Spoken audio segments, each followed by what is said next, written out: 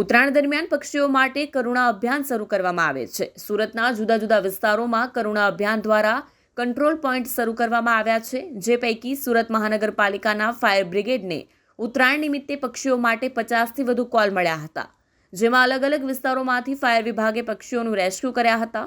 ગંભીર રીતે ઘવાયેલ પક્ષીઓને જરૂરી સારવાર આપી હતી, તો કેટલાક અબોલ જીવોએ સારવાર મળે તે પહેલા જ જીવ ગુમાવ્યો હતો। ફાયર વિભાગ દ્વારા સાવચેતી રાખી પતંગ ચગાવવા લોકોને અપીલ કરવામાં આવી હતી। માંજાની દોરીઓ દેખાય તો તાત્કાલિક તેણે યોગ્ય જગ્યાએ નાખવા પણ કહ્યું હતું। મારું નામ દીપક સપકાડે છે, fire officer Deepak Sapkade, fire control room in charge.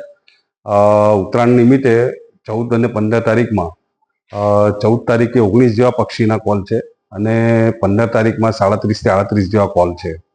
Surat શહેરના અલગ અલગ ઝોન વિસ્તારોમાં આપણે પક્ષી ફસાયેલા છે અને ફાયર ટીમ દ્વારા એમને રેસ્ક્યુ કરવામાં આવેલ છે। કયા ઝોન વધારે એમાં આવ્યા છે? એમાં ઝોનમાં છે આપણે Katargam zone, Rander zone, Udhna zone અને સેન્ટ્રલ ઝોન જેવા વિસ્તારોમાં સૌથી વધારે પક્ષી ફસાયેલા છે। આપ પક્ષીઓને બચાવવા પછી એમને કેવી રીતે શું આગળ કામગીરી કરવામાં આવે છે?